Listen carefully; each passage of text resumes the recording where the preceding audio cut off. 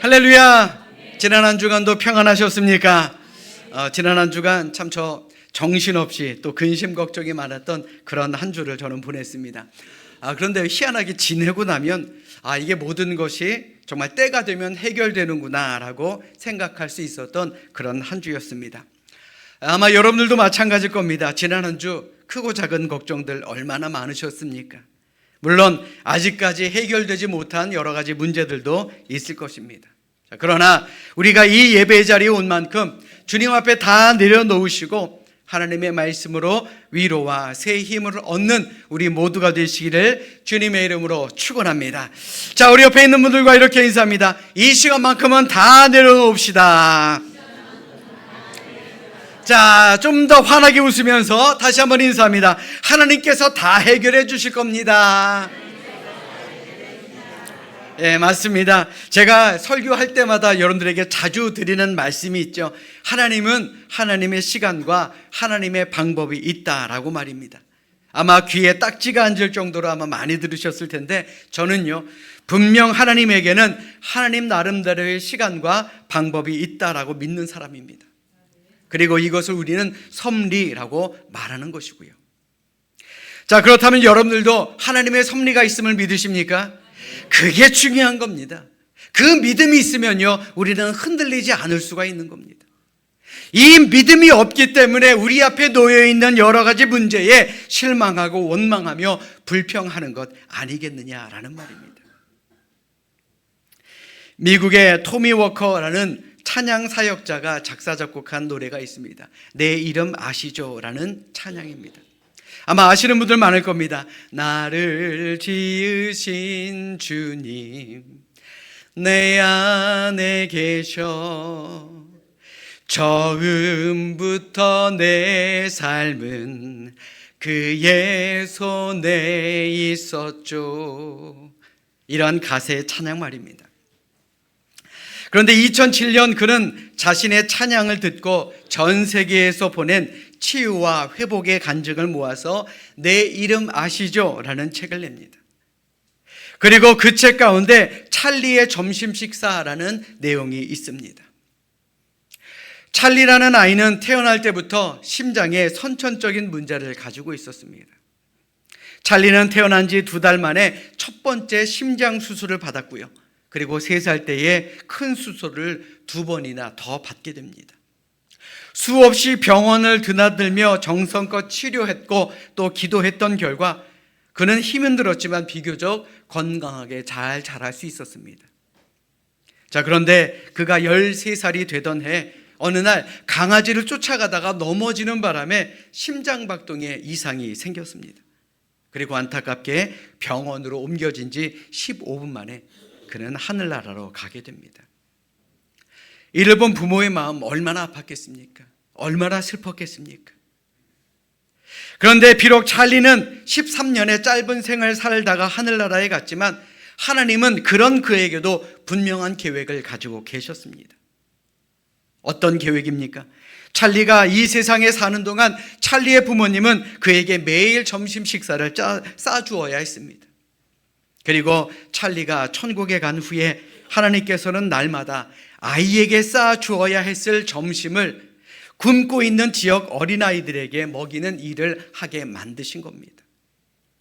그리고 그 사역이 오늘날 찰리의 점심 식사라는 사역으로 이어져서 매일 12곳에서 약 1000여 명의 어린이들에게 점심을 제공하게 되었다라는 이야기입니다. 아까도 말씀드렸지만 하나님의 시간과 하나님의 방법은요, 우리의 생각으로는 이해가 되지 않을 때가 참으로 많습니다. 그러나 하나님은 우리를 분명히 창조하신 목적이 있습니다. 건강하든 연약하든 많이 가지고 있든 적게 가지고 있든 그것이 문제가 되지 않습니다. 나를 지으신 창조주 하나님, 그 창조주 하나님의 섭리를 깨닫는 것이 우리의 삶에 있어서 가장 중요한 것임을 기억하는 우리 모두가 되시기를 이 시간 주님의 이름으로 축원합니다. 오늘도 하나님은 당신의 목적을 가지고 우리를 이 예배 자리에 불러주셨습니다. 하나님을 예배하며 마음의 위로와 평안을 얻을 수 있도록 우리를 이 자리로 불러주셨습니다. 우리 그런 하나님께 우리 성경을 높이 들고 우리의 믿음을 고백하도록 하겠습니다. 자, 우리 성경을 높이 드십니다. 저는 예수 믿어 구원받았습니다. 저는 예수 믿어 하나님 자녀 되었습니다. 저는 예수 믿어 천국 백성 되었습니다. 하나님께서 선물로 주신 오늘 하나님 말씀으로 가르침을 받습니다. 눈을 열어 주의 법 안에 있는 놀라운 진리를 보고 깨닫게 하소서. 아멘으로 순종하여 하나님께 영광 돌리는 삶이 되게 하소서. 아멘. 고백한 대로 사시는 여러분들 모두가 되시기를 주님의 이름으로 축원합니다. 우리가 하나님의 말씀인 성경을 읽다 보면 크게 깨닫는 것 하나가 있습니다. 그것이 무엇이냐? 하나님께서 인간을 다스리실 때 독특한 하나님의 방법으로 다스리시는 원리가 숨어 있다라는 겁니다. 오늘 본문인 창세기 50장이 담고 있는 하나님의 원리도 이와 마찬가지입니다. 한마디로 우리가 해를 당하는 것 같지만, 우리가 손해를 보는 것 같지만, 우리가 어려운 일을 당하는 것 같지만, 하나님은요 그 손해와 그 해와 그 어려움을 선으로 바꾸신다라는 겁니다. 이게 바로 하나님의 바로 통치 원리다라는 겁니다. 오늘 본문은 우리가 잘 알고 있듯이 요셉이 애굽의 총리가 된 이후에 자신을 팔았던 형들을 만나는 장면이 묘사되고 있습니다. 요셉의 형들은 요셉을 미워했습니다. 그래서 요셉을 애굽의 상인들에게 팔았습니다. 그래서 애굽의 종이 되게 만들었습니다. 만약 여러분들이 그런 일을 겪는다라고 한번 상상해 보십시오. 이게 얼마나 배신감 드는 일입니까? 얼마나 화가 나는 일입니까? 얼마나 복수를 꿈꾸게 만드는 그런 일이었겠습니까? 형들이라고 이것을 왜 몰랐겠습니까? 그래서 형들은 돌아가신 아버지까지 언급하며 요셉에게 용서를 빌기 시작합니다. 오늘 보면 16절로 17절을 보십시오. 아버지가 돌아가시기 전에 명령하여 이르시기를 너희는 이같이 요셉에게 이르라. 내 형들이 내게 악을 행하였을지라도 이제 바라건대 그들의 허물과 죄를 용서하라 하셨나니 당신 아버지의 하나님의 종들인 우리 죄를 이제 용서하소서. 얼마나 무서웠으면요, 우리 아버지도 아닙니다. 당신 아버지가 명령했으니 우리를 좀 용서해달라고 이야기한 겁니다. 형들은 지은 죄가 있으니 용서해달라고 당신의 종이 되겠다라고 엎드리고 있는 것입니다. 그런데 요셉은 뭐라고 말합니까? 이것은 당신과 나와의 문제가 아니라 우리 속에 하나님의 다스리심의 원리가 있다라고 그런 이야기합니다. 그래서 요셉이 했던 말이 뭡니까? 오늘 보면 20절의 말씀 보십시오. 우리 20절 말씀 함께 읽도록 하겠습니다. 함께 읽습니다. 시작. 당신들은 나를 해하려 하였으나 하나님은 그것을 선으로 바꾸사 오늘과 같이 많은 백성의 생명을 구원하게 하시려 하셨나니. 아멘.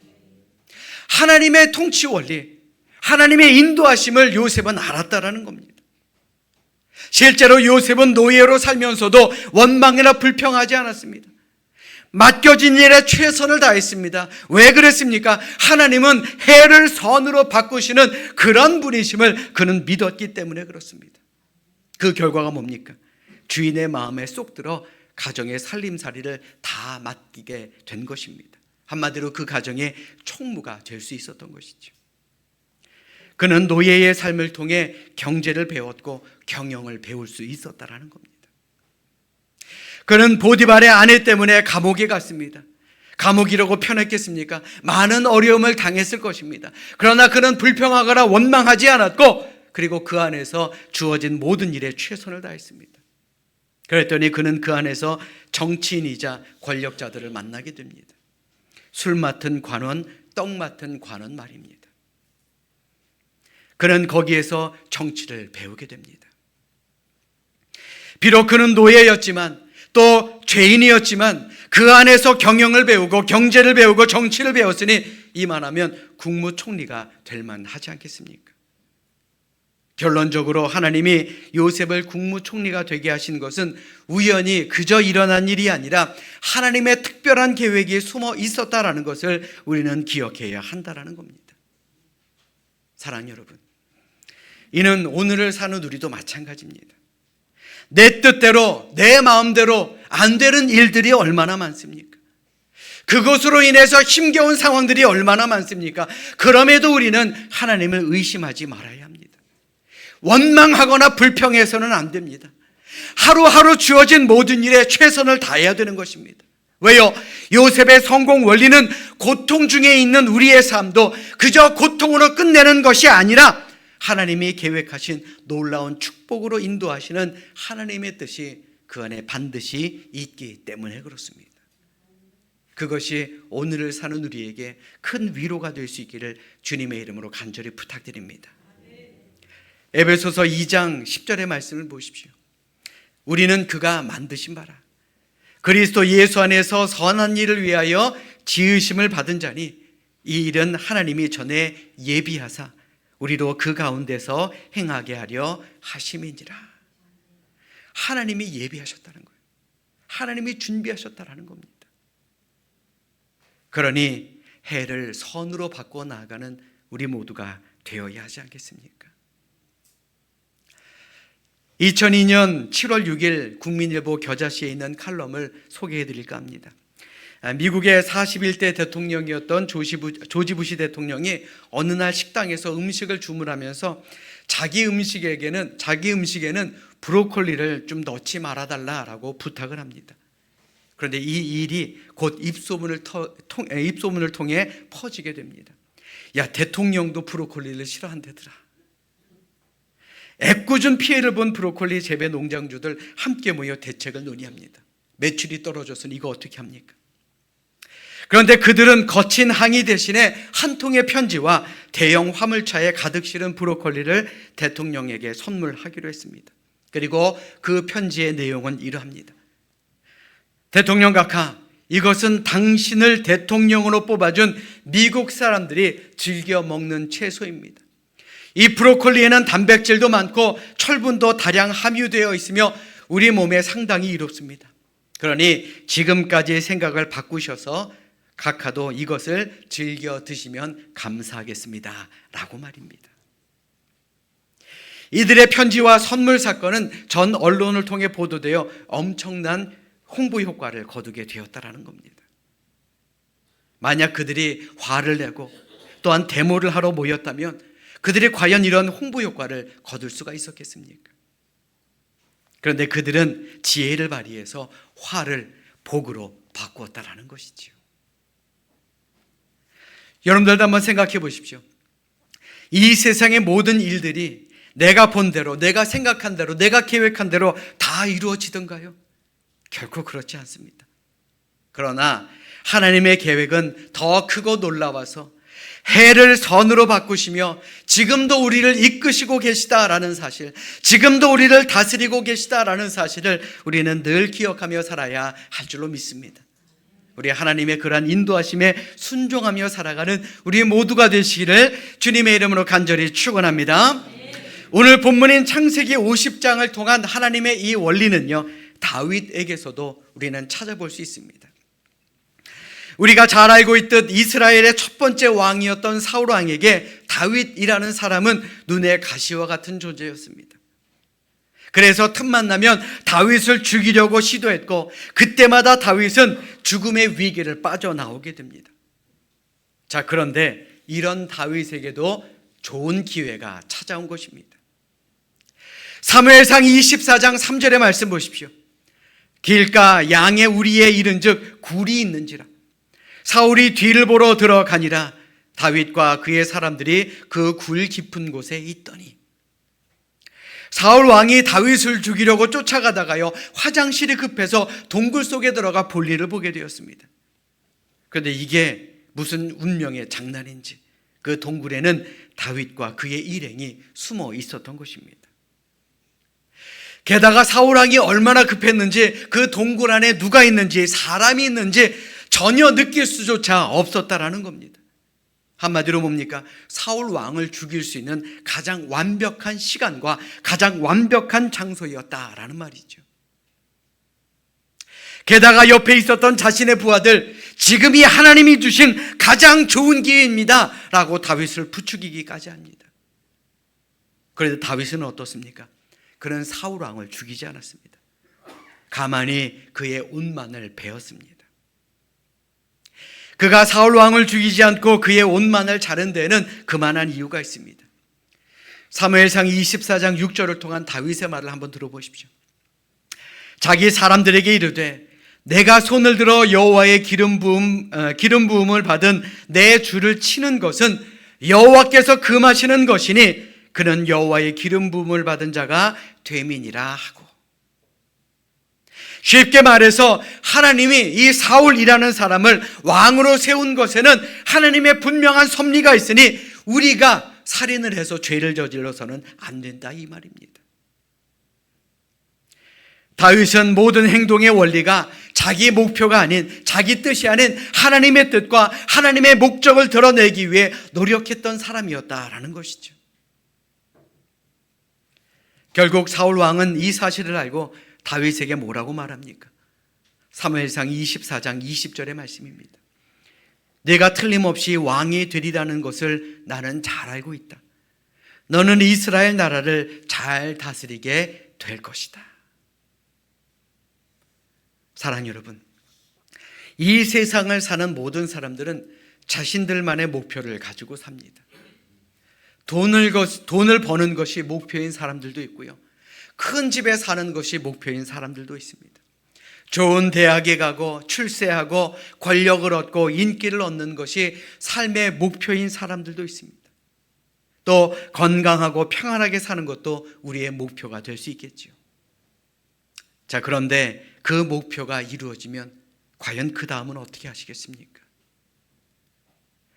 우리는 늘 한 가지 목표를 찾아 나가기는 하지만 그 목표가 우리의 삶의 전부가 아니다라는 것 우리는 잘 알고 있지 않습니까?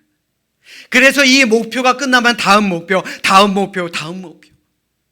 그래서 세상 속에서 얻고 또 얻어도 늘 허무한 것이 우리의 인생 아니겠습니까? 만약 그때 다윗이 부하들의 말을 듣고 사울 왕을 죽였다면, 그래서 자신의 목표를 달성했다면 과연 그의 마음이 평안했을까요? 결코 그렇지 않았을 겁니다. 아마 또 다른 복수가 나를 기다리겠구나 라고 생각했을 것입니다. 평안은커녕 또 다른 두려움이 다윗을 찾아왔을 것이다 라는 말입니다. 여러분들 잘 들으십시오. 다윗의 부하들은 죽고 살고 이기고 지고 라는 목표에 끌려 다녔던 사람입니다. 이는 사울 왕도 마찬가지였습니다. 그래서 그들의 인생은 실패요 허무라고 말할 수 있는 것입니다. 그런데 다윗은 달랐습니다. 내 목표가 아니라 하나님의 목적대로 사는 진짜 신앙인이었다라는 것입니다. 하나님께서 왜 나를 이곳에 보내셨을까? 하나님께서 왜 이곳에서 내 원수인 사울을 만나게 하셨을까? 그는 끊임없이 하나님의 뜻을 생각했던 사람이었다라는 말입니다. 사랑하는 여러분, 목적과 목표는 전혀 다른 것입니다. 우리가 왜 사느냐, 이것은 목적에 대한 질문이고요, 우리가 무엇을 얻어야 하느냐, 이것은 목표에 대한 질문입니다. 그런데 우리가 바뀌었다라는 거예요. 목적대로 살아가야 되는데 목표를 추구하며 산다라는 겁니다.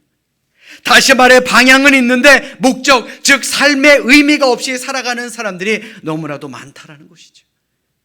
그러니 허무한 인생이다 라고 말하는 것 아니겠습니까? 그렇다면 여러분들은 어떠한 목적으로 이 세상을 살아가십니까? 하나님의 뜻을 구하며 살아가십니까? 아니면 그저 내가 원하는 대로, 내 목표대로 살아가는 것은 아닙니까? 자, 우리 옆에 있는 분들 얼굴 한번 바라보십시오. 자, 좀 보세요. 자, 하나님께서 이끄시는 대로 살아가는 사람 같습니까? 네. 그렇게 살아야 할 줄로 믿습니다. 이 시간 바라기는 우리의 삶의 목적이 바로 하나님이 이끄시는 삶, 하나님이 인도하시는 그 삶을 살아가기 위해 늘 하나님의 뜻을 구하고 고민하는 우리 모두가 되어야 할 줄로 믿습니다. 이러한 하나님의 원리는 사도행전에서도 등장하게 됩니다. 사도행전 16장의 말씀에 보시면 바울과 실라가 빌립보라는 지역에서 복음을 전하다가 그만 옥에 갇히게 됩니다. 죄를 범한 것도 아닙니다. 그저 복음만 전했는데 그들은 고난을 겪게 되었다라는 겁니다. 자, 그런데 사도행전 16장 25절로 26절의 말씀에 보니 이런 사건이 일어납니다. 한밤중에 바울과 실라가 기도하고 하나님을 찬송하며 죄수들이 듣더라. 이에 갑자기 큰 지진이 나서 옥터가 움직이고 문이 곧 다 열리며 모든 사람의 매인 것이 다 벗어진지라. 만약에 저 같았으면요, 야, 이게 하나님의 뜻인가 보다, 야, 이게 하나님의 방법인가 보다 라고 생각하고는 불이 나게 도망쳤을지도 모릅니다.